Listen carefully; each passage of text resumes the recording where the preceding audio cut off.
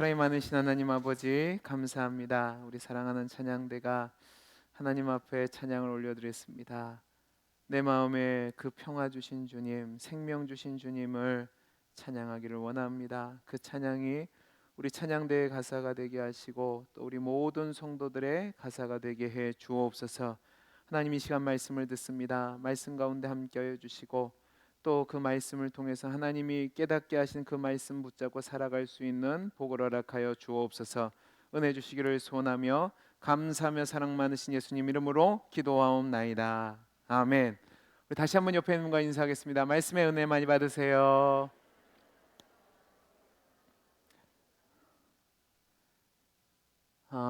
제가 지금 사무엘상 강해를 하고 있는데요. 계속 사무엘상 강해를 저는 하려고 했는데 주변에서 난리가 났습니다. 목사님, 그러시면 아니 되십니다. 그래서 제가 작년부터 해오고 있는 게 뭐냐면 2달은 사무엘서 강해를 하고 한 달은 다른 본문을 갖고 설교를 합니다. 이 11월 달이 그 달입니다. 그래서 11월 달 한 달 동안은 다른 본문을 가지고 여러분에게 말씀을 나누려고 합니다. 특별히 오늘은 요한 1서의 말씀을 통해서 제목을 여러분들이 주목해서 보셨으면 좋겠습니다. 세상을 이기는 사랑이라는 제목으로 말씀을 전할 텐데 오늘 말씀을 들으시고 또 여러분이 하나님이 주신 은혜로 결단하시고 또 살아갈 수 있게 되기를 바랍니다. 세계 사를 보면 세계사를 보면 세계 1차 세계 대전 당시에 프랑스는 독일에게 참 큰 곤욕을 당했습니다. 패배해서 땅을 빼앗기기도 하고 어려움을 당했어요. 그래서 만약에 전쟁이 다시 일어나면 독일이 반드시 자기 나라를 다시 한번 침공할 것이라는 그 두려움과 걱정 때문에 프랑스 국경에 그 유명한 마지노 요새를 구축했습니다. 큰 곤욕을 치룬 다음이었기 때문에 엄청난 경비를 들여서 그들이 처음에 이 마지노 요새를 만들 때에는 어떤 포탄도 버틸 수 있는 난공불락의 요새로 이 마지노 요새를 만들었습니다. 이 마지노 요새를 만든 뒤에 프랑스 사람들이 뭐라고 얘기했냐면 이 마지노 요새를 무너뜨리기 위해서는 300만 명의 군인이 희생되어야 된다. 그러니까 독일은 절대로 이 마지노 요새를 넘을 수 없다라고 호언장담을 했습니다. 그런데 막상 세계 2차 대전이 일어나고 나니까 불과 2주가 되지 않아서 독일의 파상 공세를 이기지 못해서 마지노 요새는 무너지게 되고 독일은 프랑스로 진격하게 됩니다. 전쟁이 끝난 뒤에 어떻게 이렇게 어처구니 없는 일이 일어났는가 조사를 하고 검사를 해봤더니 프랑스 관리들이 업자들과 결탁을 해서요, 처음 시공한 설계의 강도로 성벽을 쌓은 것이 아니라 부실하게 공사를 한 겁니다. 그러니까 잘 보세요. 독일의 군대가 강해서 마지노 요새가 무너진 것이 아니라 프랑스의 양심이 약했기 때문에 그 전도선에서 무너진 겁니다. 저는 이 얘기를 왜 말씀드리냐면 우리의 신앙생활도 마찬가지라고 생각합니다. 저와 여러분은 예수를 믿는 믿음 안에서 구원받는 하나님의 자녀요 성도로서 이 세상을 살아갑니다. 아멘이십니까? 아멘이십니까? 네. 그러시면 당황합니다, 제가. 자, 우리가 예수를 믿고 구원받는 성도로서 살아가는데 그러면 또다시 질문을 드리겠습니다. 여러분, 그 삶이 쉬우세요? 어려우세요? 어려워요. 쉽기만 하고 그냥 시온의 대로가 있지 않습니다. 힘들고 어려운 여정입니다. 주님이 그래서 자기 십자가를 지고 나를 따르라고 이야기하신 겁니다. 왜 그렇게 어려울까? 사단이 그냥 가만히 놔두지를 않아서 그렇습니다. 우는 사자와 같이 우리를 삼키려 공격하기 때문에 그렇죠. 그러니까 우리가 성도로 살아갈 때 늘 씨름하며 고민하는 문제는 뭐냐면 어떻게 하면 이러한 사단의 공격과 죄의 유혹과 시험에서 승리할 수 있을까라는 질문을 가지고 씨름하며 살아갑니다. 우리가 잘 아는 것처럼 우리의 힘만으로는 절대로 사단의 권세를 이길 수 없습니다. 그러나 동시에 우리가 믿는 믿음은 무엇이냐면 우리의 대장 되신 예수 그리스도가 사단의 권세를 이기신 분이기에 우리는 그분을 믿는 믿음 안에서 늘 승리하는 삶을 살 수 있다라는 보장을 받고 살아갑니다. 아멘이시죠? 자, 그러면 여러분에게 질문을 하겠습니다. 여러분은 사단의 유혹과 시험에서 공격에서 자유롭고 이기십니까? 아니면 패배하십니까? 대답을 못 하시는 이유는 반반일 겁니다. 이겼으면 좋겠죠. 그죠? 그건 우리 바람입니다. 그리고 이기는 부분도 없지 않아 있습니다.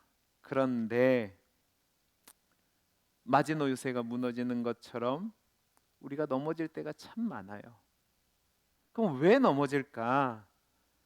사단의 시험이 강해서가 아니라 우리의 믿음이 연약하기 때문에 지는 겁니다.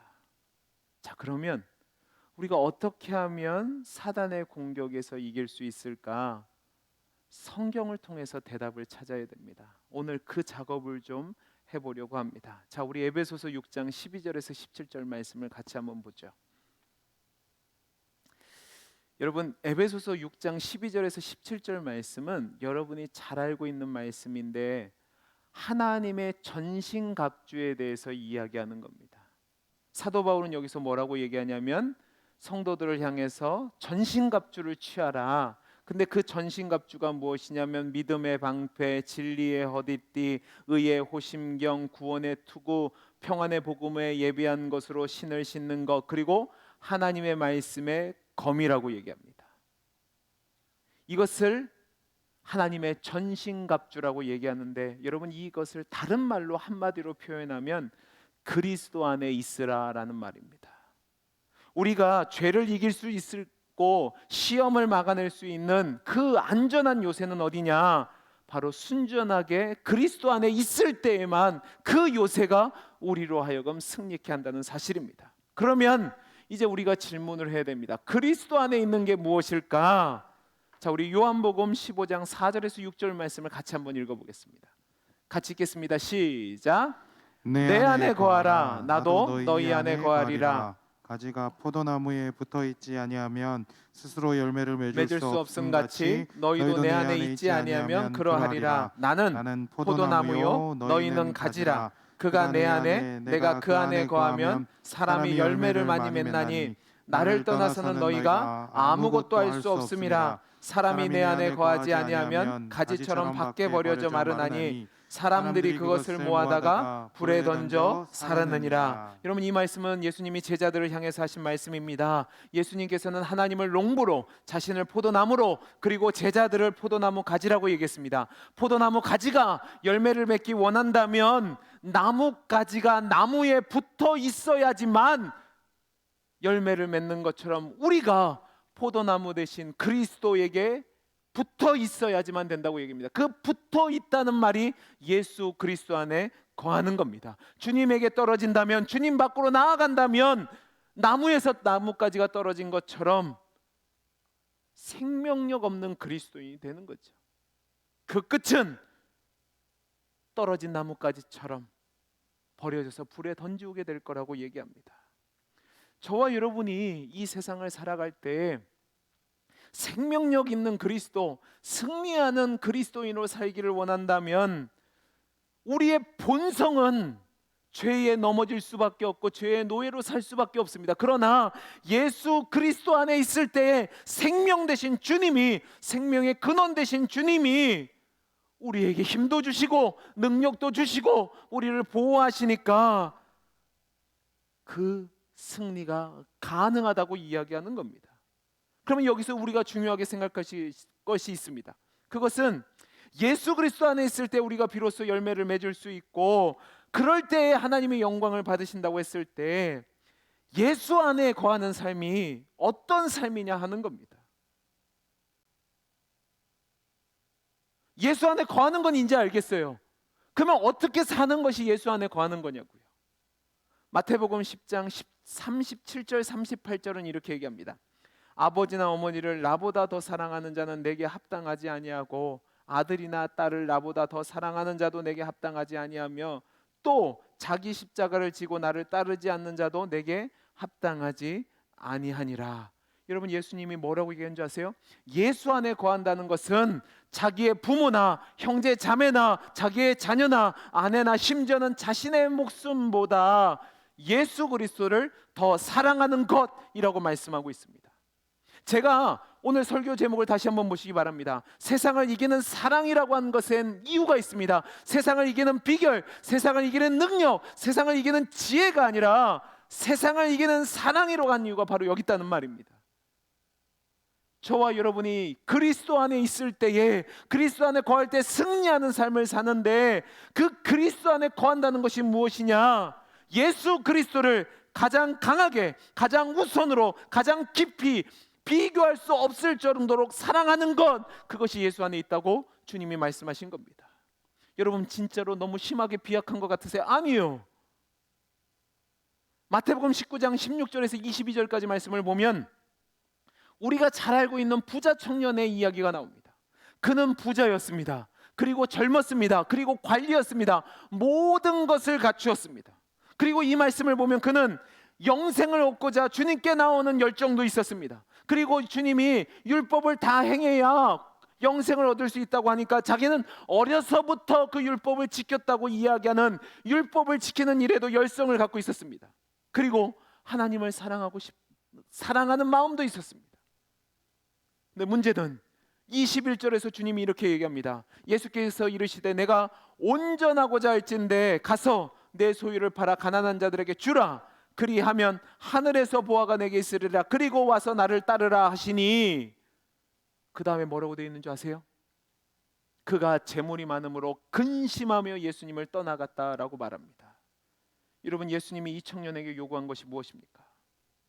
그가 가지고 있었던 물질을 팔고 주님을 따르는 삶, 즉 예수 안에 거하는 삶을 권면하셨습니다. 그런데 이 청년은 돈이 많아서, 다른 말로 표현하면 자기가 가진 돈을 사랑했기 때문에 근심하며 떠났다라고 말씀하고 있습니다. 여러분, 우리가 그리스도 안에 있는다는 말은 무엇이냐면 결코 다른 것과 겸하여서 주님을 사랑하지 않는 겁니다. 여러분이 예수 안에 있는다는 말은 무엇이냐면 다른 그 어떤 것보다도 주님을 가장 사랑합니다라는 고백인 거죠. 자, 우리 오늘 본문으로 다시 한번 와볼까요? 1절에서 3절까지 말씀을 다시 한번 보시기 바랍니다. 같이 한번 읽어보죠. 시작. 예수께서 그리스도이심을 믿는 자마다 하나님께로부터 난 자니 또한 낳으신 이를 사랑하는 자마다 그에게서 난 자를 사랑하느니라.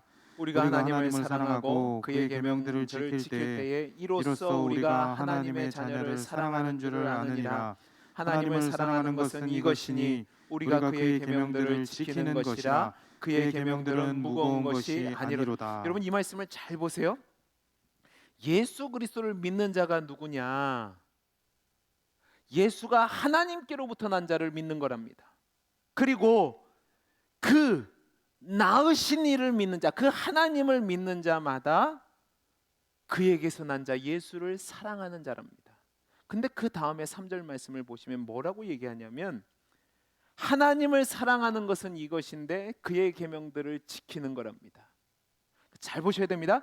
그의 계명들을 지키니까 하나님을 사랑한다가 아니라 바뀌었다는 말입니다. 하나님을 사랑하는 자는 그의 계명을 지키는데 그 계명을 지키는 게 어렵지 않다라는 겁니다. 요한일서 1장에서 4장까지 내용을 보면 빛 대신 하나님과의 교제에 대해서 이야기합니다.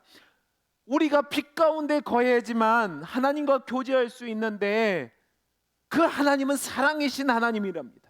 그 사랑이신 하나님, 빛 대신 하나님과 교제하지 않으면서, 즉 다른 말로 하나님을 사랑하지 않으면서 빛 가운데 살아갈 수 없다는 겁니다. 그 뒤에 5장의 내용이 나오는데 그게 뭐냐면 생명의 본체 대신 하나님의 생명을 우리가 어떻게 얻을 수 있을까? 바로 믿음으로 얻을 수 있는데 그 믿음이 무엇이냐? 예수를 가장 사랑하는 거랍니다. 우리가 하나님과 연결되는 것은 하나님 안에 거하는 것이 되는데 그 생명이신 하나님과 연결되는 믿음이 무엇이냐? 예수를 구주로 고백하는 거예요. 그 예수를 구주로 고백하는 그 믿음이 무엇이냐? 그 어떤 것보다도 주님을 사랑합니다. 주님이 나의 왕이십니다. 주님이 나의 모든 것입니다라는 고백이 예수를 구주로 믿는 믿음이란 말이에요. 그 믿음이 있는 것이 하나님을 사랑하는 것이고 하나님과 교제하는 것이라고 사도 요한이 이야기하는 겁니다. 그리고 그 믿음을 가진 자가 어떻게 되냐? 오늘 말씀 1절 2절 말씀처럼 예수 그리스도 안에서 하나님의 자녀가 되는 겁니다. 즉 저와 여러분이 하나님의 자녀가 됐다는 것은 하나님을 사랑한다는 그 믿음 가운데 나타난 결과인 겁니다. 하나님을 사랑했기에 그 하나님의 사람들을 사랑하게 되고 그 아버지 되신 하나님의 말씀을 사랑하니까 그 말씀을 지키는 가운데 이웃들을 사랑하는 거죠. 그러니까 제가 아까 얘기했던 기억나시죠? 이 말씀을 지키면 하나님을 사랑한다가 아니라 하나님을 사랑하니까 이 말씀을 지키게 되는 거라고 이야기하는 겁니다. 여러분, 우리가 중요하게 생각해야 될 것, 우리가 하나님 안에 생명 되신 하나님 안에 거하기를 원한다면 그 어떤 것보다도 예수 그리스도를 가장 많이, 가장 깊이, 가장 우선으로 사랑해야 된다는 말입니다. 이것이 예수 안에 거하는 거죠. 그러면 이제 우리가 생각해 봐야 될 것이 있습니다. 그러면 예수님을 가장 사랑한다는 게 뭘까? 이걸 알아야지 예수 안에 거한다는 게 뭔지 아는 거잖아요. 오늘 저는 성경에 나오는 세 부류의 사람들을 통해서 저와 여러분이 진짜로 예수님을 사랑하는 사람인지 아니면 아닌지를 점검해 보고 저와 여러분이 진정으로 세상을 이기는 사랑을 소유한 자가 되기를 간절히 소원합니다. 자, 그러면 첫 번째 사람들을 보죠. 누가복음 8장 1절에서 3절입니다. 누가복음 8장 1절에서 3절. 저와 여러분들이 한 절씩 교독하시죠. 그 후에 예수께서 각 성과 마을에 두루 다니시며 하나님의 나라를 선포하시며 그 복음을 전하실새 12 제자가 함께 하였고 또한 악기를 쫓아내심과 병 고치심을 받은 어떤 여자들 곧 7 귀신이 나간 자 막달라인이라 하는 마리아와 같이 읽습니다. 헤롯의 헤롯의 청지기 청지기 구사의 아내 요한나와 수산나와 다른 여러 여자가 함께하며 자기들의 소유로 그들을 섬기더라. 아멘. 아멘. 여러분, 이 말씀을 보면 예수님이 각 성과 마을을 두루 다니시며 하나님의 복음을 선포하실 때에 막달라 마리아, 그리고 요한나, 수산나, 그리고 이름이 나오지 않은 여러 여자들이 자신들의 소유로 예수님을 또 제자들을 섬겼다라고 나오고 있습니다. 자, 여기서 우리가 이제 생각할 것이 있습니다. 여러분, 제가 질문할게요. 예수님이 이 땅에서 공생애 사역하실 때에 인간으로 하셨습니까? 아니면 하나님으로 하셨습니까? 제 질문이 어려우세요? 예수님이 인간으로 사역하셨어요? 하나님으로 사역하셨어요? 인간으로 사역하셨습니다. 그죠? 자, 그러면 예수님이 우리의 육신의 몸을 입고 인간의 부족함과 연약함을 다 취하셨다고 봐야 되는 겁니다. 그러면 예수님이 인간이시니까 인간에게 필요한 모든 것들이 다 필요한 거죠. 예수님도 인간이니까 피곤하면 쉬셔야 됐고 또 배가 고프면 음식을 잡수어야 됐고 밤이 되면 주무셔야만 됐습니다. 인간의 생존에 필요한 모든 것들이 예수님도 필요했다는 거죠. 그러면 예수님을 위해서 누군가가 예수님 옷을 제공해야 됐고 또 집도 제공해 드려야 됐고 또 음식도 드려야만 했습니다. 특별히 8장 1절을 보세요. 온 이스라엘 지방을 돌아다니시며 복음을 전할 때에 여행을 한단 말이에요. 그러면 경비도 필요하고 도구도 필요했겠죠. 근데 이 모든 것을 예수님이 신적인 능력으로 하나님으로서 해결하지 않았다는 말입니다. 그렇다고 예수님이 공생의 사역을 하시면서 아버지의 그 직업을 따라 몫으로서 일하시면서 돈을 채우지도 않으셨습니다. 그러면 누군가가 이 경비를 채워야 됐는데 누가 했냐? 오늘 말씀에 나온 막달라 마리아, 요한나, 수산나, 그리고 이름이 기록되지 않는 여인들이 예수님을 따라다니며 수종 들었다라고 이야기하고 있습니다. 여러분, 이들 중에는 부자도 있었을 겁니다. 그러나 넉넉하지 않은 사람들도 있었을 겁니다. 그러나 이들은 자신들이 가진 것들을 자신의 힘이 닿는 한 최선을 다해서 예수님을 또 제자들을 섬겼습니다. 예수님께 옷과 신발을 제공했을 것이고, 또 예수님의 옷이 더럽혀지면 세탁도 해드렸을 것이고, 예수님과 제자들이 먹을 수 있는 음식도 제공했을 것이고, 또 집도 제공했을 겁니다. 예수님이 이들이 주는 그 공개를 받으셔서 사역을 감당하신 거죠. 그러면 왜 이들이 이런 일을 했느냐? 예수님이 명성이 있어서요? 아니요. 예수님이 이때 당시 떠돌이 선생에 불과했습니다. 그러면 예수님이 인정을 받아서요? 아니요. 당시 죽음의 위협을 당하면서 사역을 하셨습니다. 그러면 왜 이들이 이렇게 했을까요? 바로 예수님을 가장 사랑했기 때문에 그렇습니다.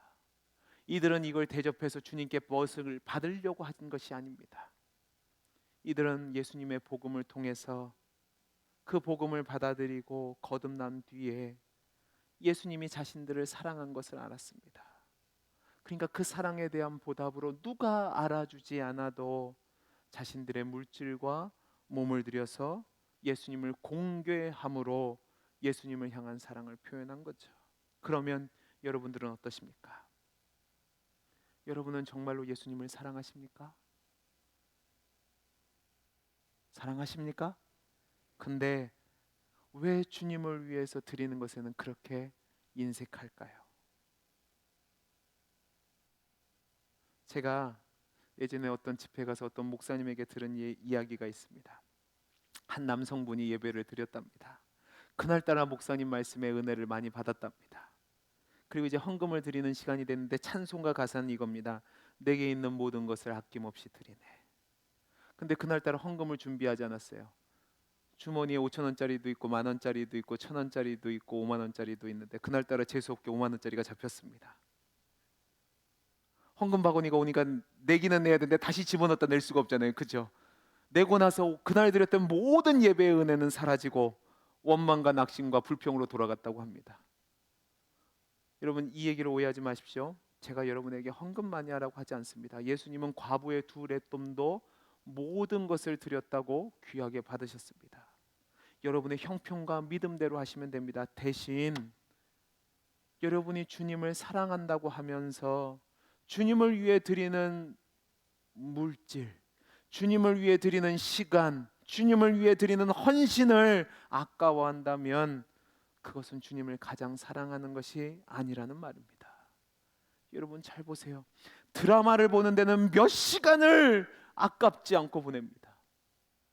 그리고 여러분이 공부를 하는 데는, 성공을 위해서 헌신하는 데는 정말 밤낮을 가리지 않고 일을 합니다. 그런데 하나님 앞에 예배드리고 기도하고 말씀 읽는 일에 여러분들 헌신하고 계십니까?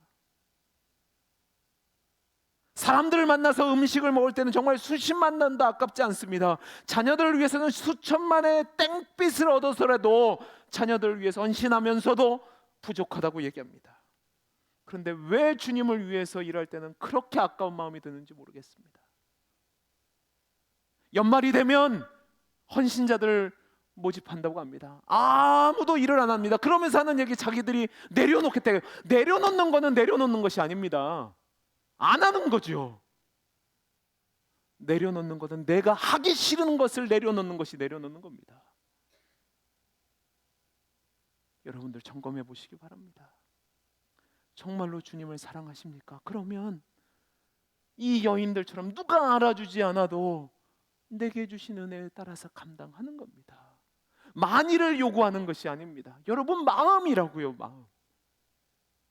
그러면 누가 알아주지 않아도 지나가다가 교회 안에 먼지가 있고 쓰레기가 있으면 줍는 것, 그것이 헌신이에요. 여러분이 할 수 있는 것을 하십시오. 주님을 사랑하는 것은 나를 드리는 겁니다. 내가 가진 것, 내 것이 아니었잖아요. 하나님 거였잖아요. 그러면 하나님이 주신 재능, 하나님이 주신 시간, 하나님이 주신 건강, 하나님이 주신 물질 주님 위해서 사용해야죠. 그것이 주님을 사랑하는 겁니다. 그 사랑의 표현이 있는 저와 여러분이 되기를 간절히 소원합니다. 두 번째로 우리 누가복음 10장 38절에서 42절을 볼까요? 먼저 38절을 같이 한번 읽어보겠습니다. 시작. 그들이 길 갈 때에 예수께서 한 마을에 들어가심에 마르다라 이름하는 한 여자가 자기 집으로 영접하더라. 39절이요. 그에게 마리아라 하는 동생이 있어 주의 발치에 앉아 그의 말씀을 듣더니, 자 41절 보시죠. 주께서 대답하여 이르시되 마르다야 마르다야 내가 많은 일로 염려하고 근심하나 몇 가지만 하든지 혹은 한 가지만이라도 족하니라. 마리아는 이 좋은 편을 택하였으니 빼앗기지 아니하리라 하시니라. 아멘. 여러분, 이 말씀은 우리가 잘 알고 있는 말씀입니다. 예수님이 베다니에 사는 마르다와 마리아의 집에 방문하게 됩니다. 예수님이 오신다는 소식을 듣고 마르다와 마리아는 예수님을 대접하기 위해서, 제자들을 대접하기 위해서 분주하게 수고했고 잔치를 벌였습니다. 이제 막상 주님이 오셨는데 여러분 얼마나 손이 딸리겠어요. 예수님 혼자만 오시면 괜찮은데 기본적으로 달라붙는 떨거지가 몇 명이에요? 몇 명이에요? 12명이에요. 그럼 여러분 12명만 왔을까요? 아닐걸요? 그러면 그 사람들을 대접하려면 얼마나 많은 손길이 필요했겠냐고. 그러니까 마르다가 분주한 겁니다. 마르다는 아마 예수님이 자신의 집에 오신다고 하니까 자신이 사랑하는 그 마음을 표현하기 위해서 예수님께 잘 대접하고 싶었을 겁니다. 예수님이 사역하신데 여기저기 돌아다니면서 지쳤을 것이고, 또 예수님이 제대로 음식을 못 드셨으니까 힘드셨을 것이고, 또 예수님이 모처럼 만에 오셨으니까 내가 한 모든 것을 가지고 예수님을 잘 대접하고 싶었겠죠. 근데 문제가 생겼습니다. 같이 장만해야 될 마리아가 안 보이는 거예요. 찾아봤더니 어디 있어요? 예수님 발 앞에 있는 거예요. 예수님 말씀 듣고 있는 거예요. 천불이 올라오는 겁니다. 지금 나는 그거 하고 싶지 않냐고요. 나도 하고 싶어요. 근데 주님 대접하자고 손님 초대해놓고 거기 앉아 있으면 어떡하냐고요. 그러니까 이 마리아가 거기 있는 꼴을 못 보고 마르다가 예수님께, 예수님 쟤 좀 제발 좀 나가게 해주세요. 제 일 도와야죠. 그러니까 예수님이 뭐라고 얘기하세요? 마르다야, 내가 많은 일로 근심하는데 한 가지만 해도 좋게. 마리아는 이 좋은 편을 택했으니까 빼앗기지 아니할 거라고 얘기합니다. 이 얘기가 뭐냐면 주님이 마르다에게 많은 음식 장만할 필요 없다. 한두 가지면 나는 족하다. 뭐 그렇게 많은 음식을 준비하려고 하니라고 얘기하시면서 음식 대접하는 것보다 예수님 옆에서 말씀 듣는 것이 더 소중하다, 더 낫다라고 이야기하시는 겁니다. 예수님의 말씀하시는 그 진리를 듣는 것이 마리아에게 더 좋은 것이었고, 마리아는 그 어떤 것보다도 주님을 사랑한다는 표현으로 그 자리에 있었던 거예요. 여러분, 예수님은요 여러 가지 모양으로 예수님에 대해 사랑의 표현을 하는 것을 다 받아주시고 용납하셨습니다. 근데 그 중에서도 주님이 가장 좋아하시는 것이 무엇이었을까? 아마 예수님의 말씀에 집중하는 그 사랑을 더 사랑하지 않으셨을까요? 이것을 우리에게 한번 적용해 보죠. 특별히 직분자분들 잘 들으시기 바랍니다. 사역자분들도 잘 들으셔야 됩니다. 우리 주변을 보면 주의 일을 열심히 한다고 하면서 정작 예배에 소홀하는 경우를 많이 보게 됩니다. 분주하게 일을 하는데 예배 때가 되면 예배의 자리에 없어요. 예배들이 다 도중에 나가버려요. 뭐가 그렇게 바쁘다고 그러십니까? 제가 교회 처음 왔을 때 우리 권사님들에게, 권사님 밥 늦게 먹어도 됩니다. 예배 다 드리시고 하십시오 라고 얘기하신 말씀을 드린 게 바로 그것 때문에 그렇습니다. 실은 그렇게 말씀드린 건 저 때문에 그렇습니다. 제가 예전에 사역할 때 너무 힘들고 바쁘다 보니까 제가 예배 인도는 하고 또 예배에서 설교는 하는데 예배 드리는 자리가 그렇게 시간이 아까운 거예요. 시간이 없었어요. 도중에 나오고 도중에 나오고 도중에 나왔어요. 근데 제가 어느 날 하나님이 깨닫게 해주시는 게 있는데, 그게 뭐냐면 너 지금 뭐 하고 있니? 라는 말씀을 하셨습니다.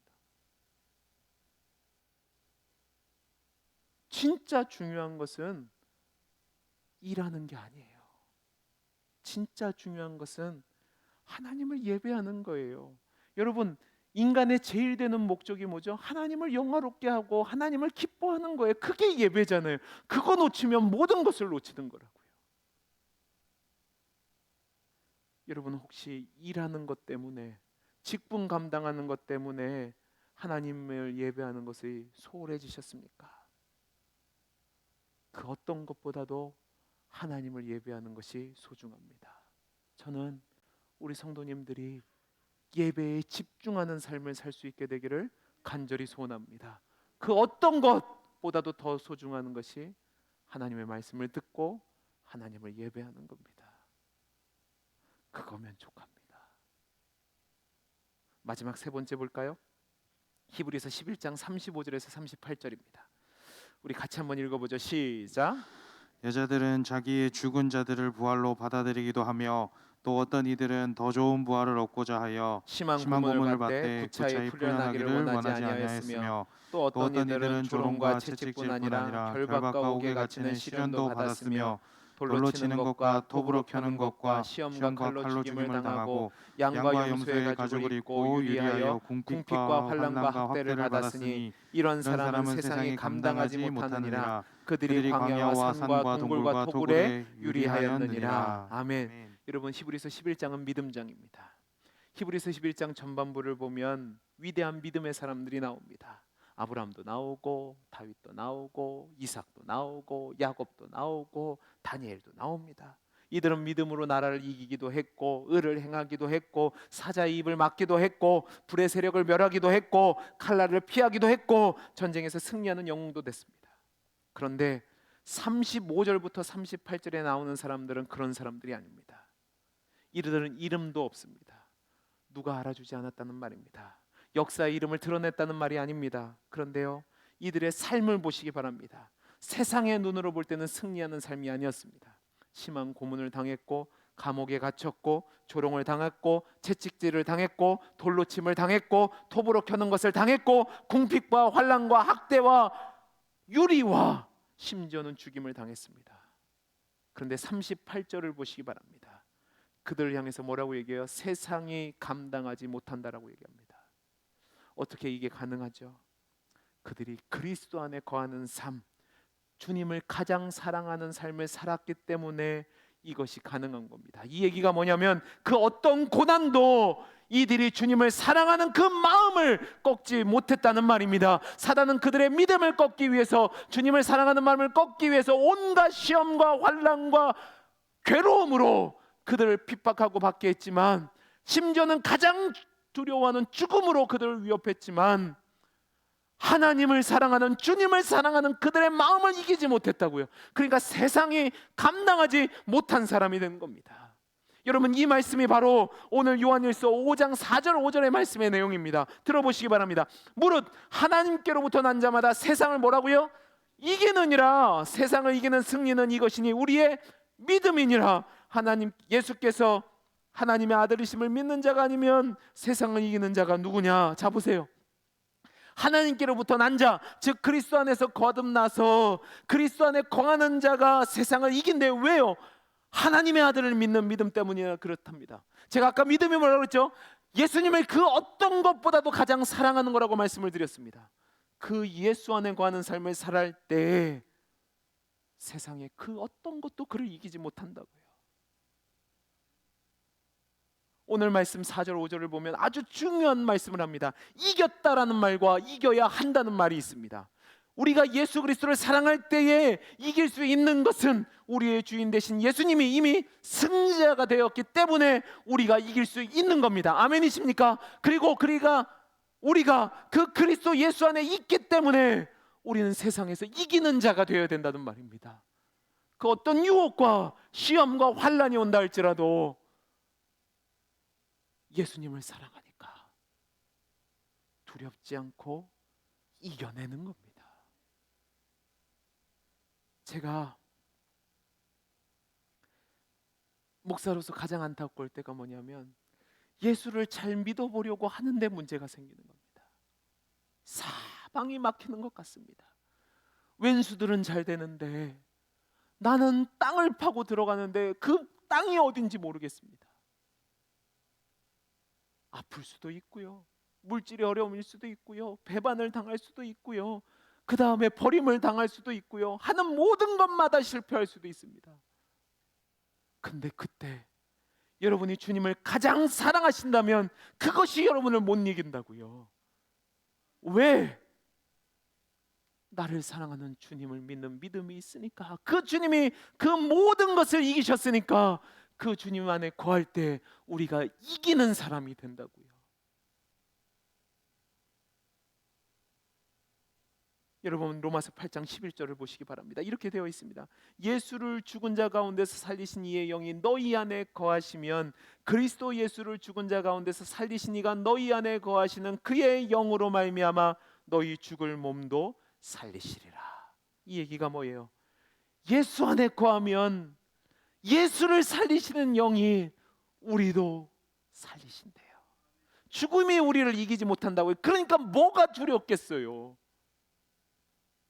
아무리 이 세상이 우리를 겁박하고 괴롭히고 대적한다고 해도 해봤자 죽이기밖에 더 하겠어요. 그런데 우리의 영혼은 손 못 댄단 말이에요. 그 주님을 믿는 믿음이 있으니까 세상이 감당하지 못한다고요. 사랑하는 성도 여러분, 여러분이 정말로 주님을 사랑하십니까? 예수 안에 거하십니까? 그러면 세상이 여러분을 이기지 못한다는 사실을 믿으시기 바랍니다. 그리고 그 사실을 붙잡고 세상을 이기며 살아가시기 바랍니다. 로마서 8장에 이렇게 되어 있습니다. 제가 제일 좋아하는 말씀입니다. 그러나 이 모든 일에 우리를 사랑하시는 이로 말미암아 우리가 넉넉히 이기느니라. 내가 확신하노니 사망이나 생명이나 천사들이나 권세자들이나 현재이나 장래일이나 높음이나 능력이나 높음이나 깊음이나 다른 어떤 피조물이라도 우리를 우리 주 그리스도 예수 안에 있는 하나님의 사랑에서 끊을 수 없으리라. 아멘이세요? 아멘입니다. 사랑하는 성도 여러분, 말씀을 마치겠습니다. 지금 여러분의 모습은 어떻습니까? 승리자의 삶을 사십니까? 아니면 패잔병처럼 살고 계십니까?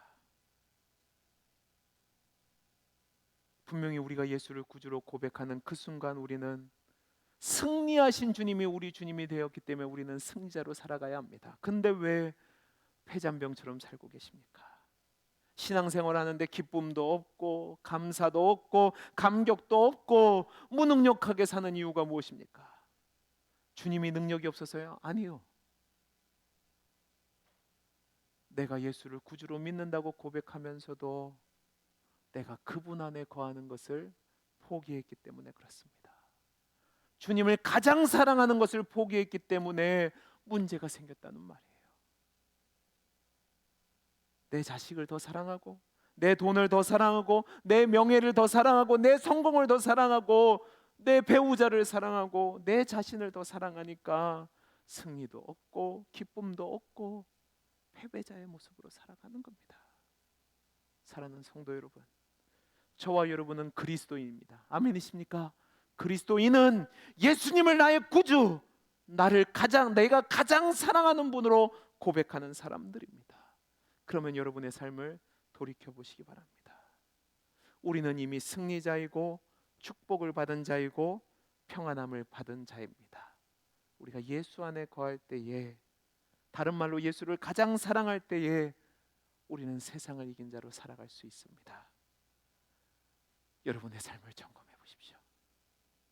저는 저와 여러분이 예수 그리스도 안에 거하는, 다른 말로 예수를 가장 사랑함으로 말미암아 세상을 이기는 사랑을 소유한 자로 넉넉히 이기며 세상이 감당하지 못하는 믿음의 사람들로 살아갈 수 있기를 간절히 소원합니다.